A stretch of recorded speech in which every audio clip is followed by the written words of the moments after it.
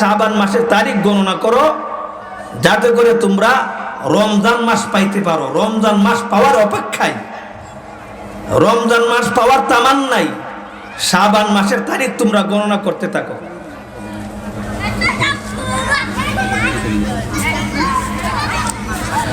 শাবান মাসের গণনা তোমরা করো, দিন তারিখ গণনা করো। আজকে শাবানের কয় তারিখ? মাহে রমজান আসতে আর কয়দিন বাকি আছে? মাহে রমজান 1/70। একটা ফরজ আদায় করলে 70টা ফরজ আদায় করার সব পাওয়া যায়। একটা নফল আদায় করলে একটা ফরজের সমপরিমাণ সব পাওয়া যায়। সুবহানাল্লাহ কইতেন না?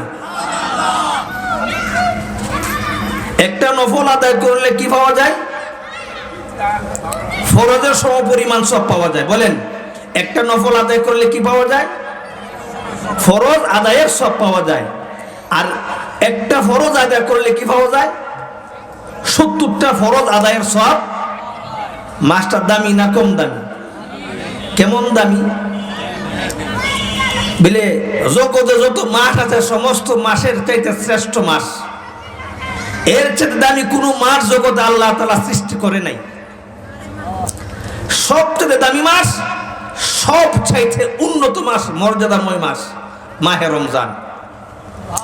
এই জন্য মাহে রমজান এর অপেক্ষার জন্য, মাহে রমজান পাওয়ার জন্য, মাহে রমজান পাওয়ার আশায়, মাহে রমজানের তালাশে আমরা শাবানের দিন গণনা করব। করবো তো ইনশাআল্লাহ? পারবো তো ইনশাআল্লাহ? মাহে রমজান মাস আমরা কি করব? ইবাদত বন্দেগী করব না ব্যবসা করব? কি বলেন? তো রমজান মাস আসার আগে বলতো মানে শাবান মাস আসে, শাবান মাস কি বইয়ে থাকবো, ঘুমাই থাকবো, না ইবাদত বন্দেগী করব? এই জন্য আল্লাহ রাসূল এই শাবান মাসে খুব বেশি রোজা রাখতেন। শাবান মাসে খুব বেশি রোজা রাখতেন। হাদিসের মধ্যে আসছে রাসূল করিম সাল্লাল্লাহু আলাইহি ওয়াসাল্লাম শাবানে সাওমুল আসল, একদিন ইফতার করতেন, একদিন রোজা রাখতেন। 30 মাস হইলে 15 দিন রোজা রাখতেন, 15 দিন ইফতার করতেন। 15 দিন রোজা রাখতেন আর 15 দিন রোজা ছাড়া থাকতেন। কারণ মাহে রমজান আসতেছে, মাহে রমজানে পুরো 30 রোজা রাখতে হবে, এটা প্র্যাকটিস করতেন। কি করতেন? প্র্যাকটিস করতেন। মাহে রমজান রোজাগুলো যাতে মজবুতির সাথে হয়, মাহে রমজান রোজাগুলো যাতে ভালোভাবে হয়, মাহে রমজান রোজা রাখতে যাতে কোনো ধরনের কোনো ত্রুটি না হয়, আলসামি না হয়, গাফলতি না হয়, কোনোদিন কোনো সার সুর যাতে না থাকে, ঠিকঠাক মতো যাতে মাহে রমজান রোজাগুলো ঠিকভাবে রাখা যায়। এজন্য মাহে রমজানের আগে শাবান মাসে রাসূল রোজা রেখে রেখে প্র্যাকটিস করতেন। কি করতেন? প্র্যাকটিস করতেন। আমরা কি শাবান মাসে রোজা রাখি? রাখি না। শাবান মাসে আমরা কয়টা রোজা রাখবো? শাবান মাসে যে কয়দিন বাকি আছে, হ্যাঁ, যেমন আগামীকাল বৃহস্পতিবার রোজা রাখবেন। শাবান মাসের প্রত্যেক সপ্তাহ সোমবার, বৃহস্পতিবার রোজা রাখবেন। শাবান মাসের সামনে আসতেছে আইয়ামে বেইজ, বেজুর 3 দিন, 13 তারিখ, 14 তারিখ, 15 তারিখ, 13, 14, 15, এই 3 দিন রোজা রাখবেন। কয়দিন রোজা রাখবেন? শাবানের 13 তারিখ, 14 তারিখ, 15 তারিখ রোজা রাখবেন। কেন রাখবেন? এগুলো নফল আমল হয়ে গেল। রাসূল করিম সাল্লাল্লাহু আলাইহি ওয়াসাল্লাম এই রোজাগুলো সারা জীবন রাখতেন। আর এই রাসূলের আদর্শ মানার পাশাপাশি মাহে রমজানে রোজা রাখার প্র্যাকটিস হয়ে গেল। কি বলেন? পারবো তো ইনশাআল্লাহ? হ্যাঁ, ইনশাআল্লাহ। আগামী বৃহস্পতিবার সবাই রোজা রাখবো। এখন তো এত প্রচুর গরম না, দিন এত বড় না, দিন ছোট, গরমও কম, শীত আছে, রোজা রাখলে কষ্ট হয় না। রোজা রাখবেন ইনশাআল্লাহ? বলেন ইনশাআল্লাহ। আল্লাহ তাআলা সকলকে তৌফিক দান করুন, আমিন। প্রিয় হাজিরিন, আমি আপনাদের সামনে পবিত্র কালামা পাকের একটি আয়াত তেলাওয়াত করেছি। আয়াতের একটা অংশ তেলাওয়াত করেছি, শেষের ভাগের অংশ, সূরাতুল কাহফের শেষের আয়াত। আল্লাহ তাআলা বলেন, ফামান কানা ইয়ারজু লিকা রাব্বিহি فليعمل عملا صالحا ولا يشرك بعبادة ربه أحدا। আল্লাহ তাআলা বলেন, যদি কোনো মানুষ তাদের শিরিক মুক্ত ঈমান বানাইতে পারে, কোন মানুষ যদি তাদের ইমানকে শিরিক মুক্ত ইমান বানাইতে পারে, আমল যদি বেদাত মুক্ত আমল বানাইতে পারে, আর যে আমল করবে আমলে সালেহ করবে, নেক আমল করবে, নেক আমলের মাধ্যমে যাতে কোনো রিয়া না থাকে, লোক দেখানো মনোভাব না থাকে, আমলের মধ্যে যাতে কেউ শরিক না থাকে, একমাত্র আল্লাহর জন্য আমলটা যদি করে, আমলটা যদি নবীর তরিকায় করে, নবী যেরকম ভাবে করেছে ওই রকম ভাবে করে, নবী হাদিসে যেরকম ভাবে আমলের কথা বলেছে ওই রকম ভাবে নবীর হাদিস অনুপাতে আমল করে, নবীর তরিকা অনুসরণে আমল করে, মন করা তরিকা কোনো আমল না, মন চাহে জিন্দেগি না, আমার মন যেমনে চাই তেমনি নামাজ হবে, আমার মন যেমনে চাই তেমনি রোজা হবে না, এরকম না। আমার মন যেমনে চাই তেমনি আমি দান করব, আমার মন যেমনে চাই তেমনি ইবাদত বন্দেগী করব না, এরকম না। বলে আমি ইবাদত বন্দেগী করব তো নবীর তরিকায় করব, ইবাদত বন্দেগী করব নবীর তরিকায় করব, একমাত্র আল্লাহর জন্য করব। কার জন্য করব? আল্লাহর জন্য। যদি কোনো মানুষ ইবাদত বন্দেগী করতে পারে একমাত্র আল্লাহর জন্য।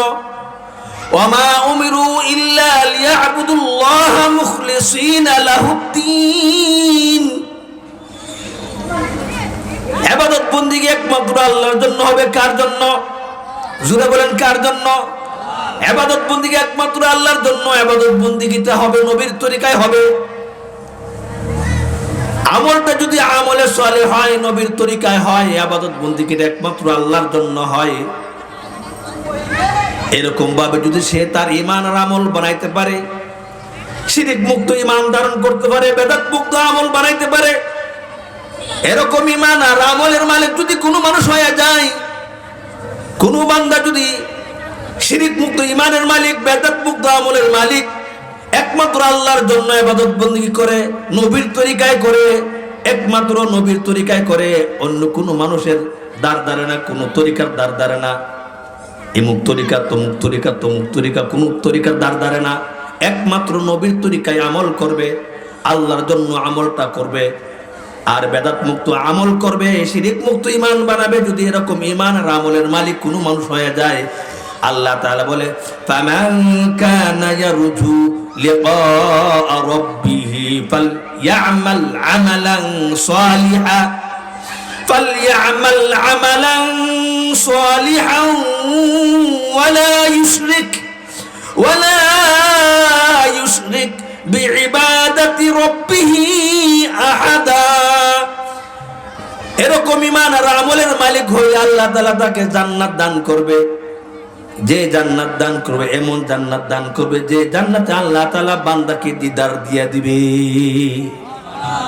এমন এক জান্নাত, যে জান্নাতের ভিতরে আল্লাহ তাআলা তার বান্দাকে দিদার দিবে। দিদার দিবে, দিদার বুঝেন? দেখা দিবে, বান্দার সাথে কথা বলবে আল্লাহ তাআলা, দেখা দিবে। এমন এক জান্নাত দান করবে। যদি শিরক মুক্ত ঈমানের মালিক হয়, বেদাত মুক্ত আমলের মালিক হয়, এরকম ঈমান আর আমল যদি কেউ বানাইতে পারে, আমলটা একমাত্র আল্লাহর জন্য করবে, নবীর তরিকায় করবে, এরকম ঈমান আর আমলের মালিক হইলে আল্লাহ তাআলা তাকে জান্নাতে দিদার দান করবে। কি দান করবে? দিদার দান করবে। এরকম আমল আমরা সবাই চাই তো? কথা বলেন, আল্লাহর দিদার সবাই চাই তো? হ্যাঁ, আল্লাহ দিদার চাইলে মন গড়া তরিকায় ইবাদত করলে হবে? হ্যাঁ, হবে না। মন চাহি জিন্দেগি চললে হবে না। আল্লাহ নবীর হাদিসে যেরকম ভাবে বলেছে ওরকম ভাবে চলতে হবে। মন গড়া তরিকা চললে জান্নাত পাওয়া যাবে, আল্লাহর দিদার পাওয়া যাবে। আল্লাহ কোরআনে ডাইরেক্ট ঘোষণা করে দিয়েছে, পরিষ্কার সাফ কথা। কেউ যদি শিরক মুক্ত ঈমানের মালিক হয়, বেদাত মুক্ত আমলের মালিক হয়, আমলটা আল্লাহর জন্য করে, নবীর তরিকায় করে, তাহলে তার জন্য জান্নাত, এমন জান্নাত যে জান্নাত আল্লাহ তাআলা দিদার দান করবে, আল্লাহ তাআলার দিদার নসিব হবে। এখন মন গড়া তরিকায় ইবাদত বন্দেগী করলে আল্লাহ তাআলার দিদার নসিব হবে না, জান্নাতও পাবে না। কিছু মানুষ আছে সমাজে বসবাস করে, তারা নেক আমল করে, গুনাহ করে, আছে না নাই? নেক আমল করে, গুনাহ করে, যদি কোনো মানুষ তার ঈমানটাকে গুনাহ দিয়া বরবাদ করে ফেলে, বহুত মানুষ আছে ঈমানওয়ালা আমলওয়ালা, 5 ওয়াক্ত নামাজ পড়ে, দান খায়রাত করে, জিকির আজকার করে, তাসবিহ তাহলিল পড়ে, কোরআনে কারীমের তেলাওয়াত করে, কিন্তু আবার গুনাহ করে। বহু লোক আছে তা ঈমান আর আমলকে গুনার কালি দিয়া লেপন করছে, গুনার কালি দিয়া আমলটাকে বরবাদ করে দিছে। যদি কোনো মানুষ যদি তার ঈমান আর আমলকে গুনাহ দিয়া বরবাদ করে ফেলে, তাহলে ঈমান আর আমল আল্লাহর কাছে গ্রহণযোগ্য নয়। গুনাহমুক্ত আমল চাই, গুনাহমুক্ত জিন্দেগি চাই, যে জিন্দেগির মধ্যে কোনো গুনাহ নাই, শুধু আমল আর আমল আছে। বহুত মানুষ আছে নামাজও পড়ে, আবার তাহাজ্জুদও পড়ে, আবার গুনাহ করে। বহু ঈমানওয়ালা আছে, আমলওয়ালা আছে, হাজি আছে, গাজী আছে, হজ চলে, মানুষ খুন করে, হজ করে, গীবত করে, হজ করে, উলামায়ে কেরামের দুশমনি করে, উলামায়ে কেরামকে গালিগালাজ করে, আছে না নাই? এরকম বহুত হাজি নামক ফাজি আছে, যে সমস্ত হাজি নামক ফাজিরা হজ করে, আলেমরে গালি গুরজ করে, বলেন তার হজ কোন কাজে লাগবে? বহুত নামাজ আছে, নামাজও পড়ে, মিথ্যা কথাও বলে। বহুত নামাজি ব্যবসায়িক আছে, নামাজও পড়ে, ওজনে কম দেয়। বহুত মানুষ আছে নামাজ পড়ে, নাটক দেখে, ছবি দেখে, চায়ের দোকানে বয়ে বয়ে সারাদিন হিন্দি ফিল্ম দেখে, আবারও অর্থ মতো নামাজ পড়ে গিয়া। কথা বলেন, আছে না নাই? এই নামাজে কোনো কাজ লাগবে না, ওই ঈমান আর আমলের কোনো দাম নাই। গুনার গাড়িও চলতেছে, আমলের গাড়িও চলতেছে, সমান তালে চালাইতেছে। গুনার গাড়িও চলতেছে, আমলের গাড়িও চলতেছে। কথা বুঝেন নাই? দুইটা সমান তালে চালাইছে, গুনাহ করে, নেকের কাজও করে। আল্লাহ তাআলা বলে তোমার ঈমান আর আমলকে, তোমার ঈমানকে গুনায় প্রলেপ দিয়া ফেলাইছে। গুনার কারণে তোমার আমল চাপা পড়ে যাবে, গুনার কালির নিচে তোমার আমল চাপা পড়ে যাবে, আমল বাঁচবে না, আমল খেয়ে ফেলবে। তোমার মধ্যে হিংসা আছে, হাসাদ আছে, অহংকার আছে, তোমার মধ্যে গীবত আছে, শিকায়াত আছে, তোমার মধ্যে ফরজোশা আছে, তোমার মধ্যে হিংসা আছে, হাসাদ আছে, তোমার মধ্যে লোভ আছে। এই সমস্ত কারণে তোমার আমলগুলো নিচে পড়ে যাবে, নেক আমলগুলো নিচে পড়ে যায়, নেক আমলগুলো পড়ে ওঠে না। যদি কোনো মানুষ এরকম বদ আখলাক ছেড়ে দিয়ে নেক আমল করতে পারে, আল্লাহ তাআলা তাকে জান্নাত দিবে। শুধু জান্নাত দিবে না, আল্লাহ তাআলা জান্নাতে ঢুকাইয়া আল্লাহ তাআলা তাকে দিদার দান করবে। গুনাহ করা যাবে না। রাসূল করিম সাল্লাল্লাহু আলাইহি সাল্লাম একদিন ওয়াজ করতেছেন, আমি আপনাদের সামনে যেরকম বয়ান করতেছি, আল্লাহ রাসূল এক সময় সাহাবায়ে কেরামকে বয়ান করতেছেন সামনে নিয়ে। আল্লাহ রাসূল বলতেছেন, মান ইয়াখুযু আন্নী হাউলাইল কালিমাত, আমার কিছু কথা আছে, এই কথাগুলো কে নিবা? ইয়ামালু বিহিন্না ইয়ামালু বিহিন্না আও ইউআল্লিমু মান ইয়ামালু বিহিন্না, যে কথাগুলো তুমি নিজে আমল করবা, আরেকজনের কাছে শোনাইবা, যে শুনে আমল করবে। মান ইয়াখুযু আন্নী হাউলাইল কালিমাত, আমার কিছু কথা আছে, কথাগুলো তোমরা কে নিবা। আল্লাহ রাসূল বলতেছেন, আমার কিছু কথা আছে, কথাগুলো তোমরা কে নিবা। ওয়া ইয়ামালু বিহিন্না, নিজে আমল করবা। আও ইউআল্লিমু মান ইয়ামালু বিহিন্না, তুমি আরেকজনকে শোনাইবা, যে শুনে আমল করবে। সাহাবায়ে কেরামদের সবার আগে হযরত আবু হুরায়রা হাত উঠায় বলে, আনা ইয়া রাসূলুল্লাহ, ও আল্লাহর রাসূল, আমি আপনার কাছ থেকে 2 শর্তে ওয়াজ দিতে রাজি আছি, নসিহত নিতে রাজি আছি। আমি নিজে শিখবো, আরেকজনকে আমি শোনাবো, আরেকজনের কাছে পৌঁছাইবো, যে শুনে আমল করবে।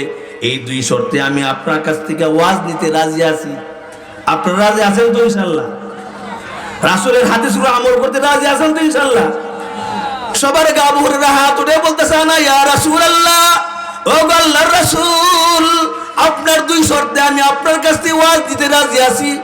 1 নাম্বার আমি আমল করবো, 2 নাম্বার আমি আরেকজনের কাছে পৌঁছামু, যে শুনে আমল করবে। আল্লাহ রাসূল বললেন, আবু হুরায়রা বলতেছে, আমি যখন হাত উঠাইলাম, ফাআখাযা ইয়াদি, আল্লাহ রাসূল আমার হাতটা ধরলেন। আমি যখন হাত উঠাইলাম, ও আল্লাহ রাসূল আমি তৈয়ার আছি, আল্লাহ রাসূল হাতটা ধরলেন। সুম্মা আদ্দা খামসান, হাতটা ধরে একটা একটা করে 5টা আঙ্গুল গণনা করলেন। 5টা আঙ্গুল গণনা করে 1 নাম্বার আঙ্গুল ধরে বলতেছে, ও আবু হুরায়রা, তুমি পাপ ছেড়ে দাও, গুনাহ ছেড়ে দাও, আল্লাহর ওলি হয়ে যাও। আমি আপনাদের সামনে যে হাদিসটা খুতবার সময় পড়ছিলাম, আল্লাহ রাসূল বলেন, ইত্তাকিল মাহারিমা তাকুন আবাদান নাস, ইত্তাকিল মাহারিমা তাকুন আবাদান নাস, ওয়ারদা বিমা কদামা আল্লাহু লাকা তাকুন আ'নান নাস, ওয়া আহসিন ইলা জারিকা তাকুন মুমিনান, ওয়া আহিব্বা লিন-নাসি মা তুহিব্বু লিনাফসিকা তাকুন মুসলিমান, ওয়া লা তুকসিরু যিহক ফাইন্না কাসরাতাল যিহকি তুমিতুল কলব। আল্লাহ রাসূল আমার একটা আঙ্গুল ধরে বললেন, আবু হুরায়রা, ইত্তাকিল মাহারিমা তাকুন আবাদান নাস, আবু হুরায়রা গুনাহ ছেড়ে দাও, আল্লাহর ওলি হয়ে যাও। 1 নাম্বার শর্ত হলো আবু হুরায়রা, 1 নাম্বার ওয়াজ, আবু হুরায়রা গুনাহ ছেড়ে দাও, আল্লাহর ওলি হয়ে যাও। গুনাহ ছেড়ে দিতে হবে। তুমি গুনাহ করবা, নেক আমল করবা, হবে না। গুনাহ নেক আমল একসাথে চলে না, চলতে পারে না। আলো আর অন্ধকার একসাথে হয় না, হয় নাকি? কথা বলে না। আলো আর অন্ধকার একসাথে হয়। যেখানে আলো এখানে অন্ধকার দূর হয়ে যায়, যেখানে অন্ধকার আছে সেখানে আলো নাই। কথা বলেন। যেখানে সাদা এখানে কালো থাকে না, যেখানে সাদা এখানে কালো থাকে না। কথা বলেন। এদিকে খেয়াল করেন, যেখানে সাদা এখানে কালো থাকে নাকি? সাদা শুধু সাদা, কালো শুধু কালা, কালা মানে অন্ধকার, কালো মানে গুনাহ। যেখানে সাদা এখানে কালো থাকে না, যেখানে অন্ধকার এখানে আলো থাকে না, যেখানে আলো থাকে সেখানে অন্ধকার থাকে না, যেখানে গুনাহ সেখানে কিন্তু ইবাদত থাকে না, যেখানে গুনাহ সেখানে ইবাদত থাকে না। যদি ইবাদত থাকে এটা লোক দেখানো ইবাদত, যদি দান খায়রাত থাকে এটা লোক দেখানো দান খায়রাত, যদি নামাজ থাকে এটা লোক দেখানো নামাজ, যদি হজ থাকে এটা লোক দেখানো হজ, কারণ সে গুনাহগার। একসাথে দুই জিনিস চলে না, চলে না। আলো আর অন্ধকার একসাথে চলে না, নেক আর সব একসাথে চলে না। ইত্তাকিল মাহারিমা তাকুন আবাদান নাস, আবু হুরায়রা গুনাহ ছেড়ে দাও, আল্লাহর ওলি হয়ে যাও। এজন্য আল্লাহ তাআলা বলেন, কুনতুম খায়রা উম্মাতিন উখরিজাত লিন-নাস তা'মুরুনা বিল মা'রুফ ওয়া তানহাউনা 'আনিল মুনকার। তোমরা শ্রেষ্ঠ জাতি, তোমাদেরকে মানুষের কাছে প্রেরণ করা হয়েছে, তোমরা মানুষকে সৎ কাজের আদেশ দিবা, অসৎ কাজে বাধা দিবা। অসৎ কাজে কি করবা? বাধা দিবা। বর্তমান সময় এরকম হয়ে গেছে, অসৎ কাজে মানুষ বাধা না দিয়া অসৎ কাজে ফু দিয়া দিয়া আগুন জ্বালায়া দেয়। কথা বলেন না? হ্যাঁ, অসৎ কাজে ফু দিয়ে আগুন জ্বালাই দেয় না? এটা কি মুমিনের গুণ? এটা কি উম্মতের গুণ? এটাকে আল্লাহ বলছে কোরআনে? এটাকে আল্লাহ কোরআনে বলছে নাকি? আল্লাহ বলছে অসৎ কাজে বাধা দাও। এই অসৎ কাজে বাধা না দিয়ে অসৎ কাজে আর আগুন জ্বালায়া দেয়। এরকম বহু হাজি নামক পাজি আছে, অসৎ কাজে আগুন জ্বালায়া দেয়, অসৎ কাজ বাধা দেয় না, অসৎ কাজ প্রতিহত করে না, অসৎ কাজে বাধা দেয় না, অসৎ কাজে বাধা না দিয়া অসৎ কাজে আগুন জ্বালায় দেয়, অসৎ কারো থুঙ্গি উড়ায় দেয়। আছে না নাই? এদের নেক আমল আল্লাহর কাছে গ্রহণযোগ্য নাকি? এজন্যই পৃথিবীর শুরু থেকে নিয়ে এই পর্যন্ত যত নবী রাসূল দুনিয়াতে আসছেন, সমস্ত নবী রাসূলের একটাই কাজ ছিল সৎ কাজের আদেশ, অসৎ কাজে বাধা প্রদান করা। ঠিক না বেটি? নবী রাসূলগণ চলে গেছে, সাহাবায়ে কেরামের একটাই কাজ ছিল, তাবিঈগণের একটাই কাজ ছিল, তাবেঈদের একটাই কাজ ছিল সৎ কাজে আদেশ করা, অসৎ কাজে বাধা দেওয়া। ঠিক না বেটি? বর্তমান সময়ে যত আলেম উলামায়ে কেরাম আছে, জাতির রাহবার উলামায়ে কেরাম, তালেবানে ইলম নবুয়ত সহ ছাত্ররা সহ যত মানুষ আছে, এদের একটাই কাজ সৎ কাজে আদেশ দিবে, অসৎ কাজে বাধা দিবে। যদি কোনো মানুষ অসৎ দিকে দৌড়ায়, অসৎ কাজ করে, তাহলে তারা জান বাজি লাগায়া অসৎ মানুষের সামনে দাঁড়ায় বলে, এটা পাপের রাস্তা, এটা জাহান্নামের রাস্তা, এদিকে যেও না, এদিকে যেতে পারবে না। ঠিক না বেটে? ওলামায়ে কেরাম পাপের রাস্তায় দাঁড়ায়া বলে এদিকে জাহান্নামের রাস্তা, পাপের রাস্তা, তুমি যে পথে চলতেছো এটা জাহান্নামের পথ, এদিকে যেও না ভাই, তুমি এদিকে যেতে পারবা না।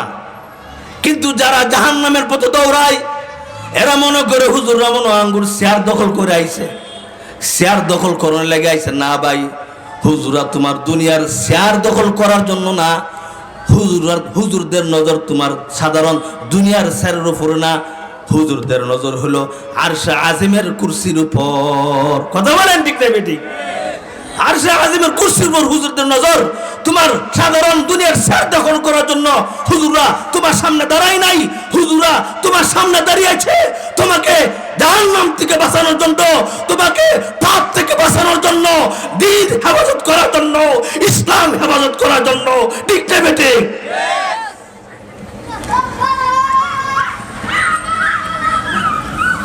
বর্তমান সময়ে গুনার প্রতিযোগিতা চলতেছে। আমার মা বোনেরা বেপরদা কে বেশি চলতে পারে তার প্রতিযোগিতা চলতেছে। আমার যুবক ভাইরা কে বেশি উল্টা পাল্টা চলতে পারে, উল্টা পাল্টা পোশাক পরতে পারে তার প্রতিযোগিতা চলতেছে। কথা বলেন ঠিক না বেটি? চুল কার মডেলে কাটবে তার প্রতিযোগিতা হয়। যুবকদের চুল, মাথার চুল কার মডেলে কাটবে তার প্রতিযোগিতা হয়। মেয়েরা, আমার মা বোনেরা শর্ট থেকে শর্ট জামা, কার জামা বেশি শর্ট, কার জামা বেশি টাইট ফিট, কার জামা বেশি সুন্দর, টাইট বডিতে ফিট ফাট দেখা যায়, এরকম জামা বেশি পছন্দ করে। কেন গো মা? এগুলোর প্রতিযোগিতা কেন? একদিন তো নামাজের প্রতিযোগিতা করো নাই, একদিন তো কোরআনে কারীমের তেলাওয়াতের প্রতিযোগিতা করো নাই, একদিন তো জিকিরের প্রতিযোগিতা করো নাই, একদিন তো ইবাদত বন্দেগীর প্রতিযোগিতা করো নাই। এগুলো কেন? গুনার কাজে কেন প্রতিযোগিতা চলে? গুনার কাজে প্রতিযোগিতা চলতেছে ঘরে ঘরে, সমাজে সমাজে, বাজারে হাটে, রাস্তাঘাটে, সর্বত্র গুনায় সাইরাব হয়ে গেছে। সমাজ গুনায় অন্ধকার হয়ে গেছে।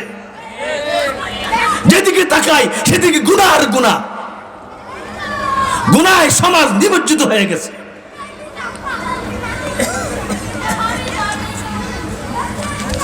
এই জন্য গুনাহ বর্জনকারী হতে হবে।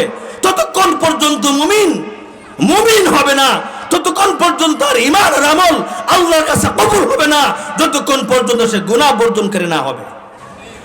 আমার কথার জবাব দিবেন, রাসূল করিম সাল্লাল্লাহু আলাইহি সাল্লাম জীবনে কয়টা গুনাহ করছেন কোন? নবী কয়টা গুনাহ করছেন কোন?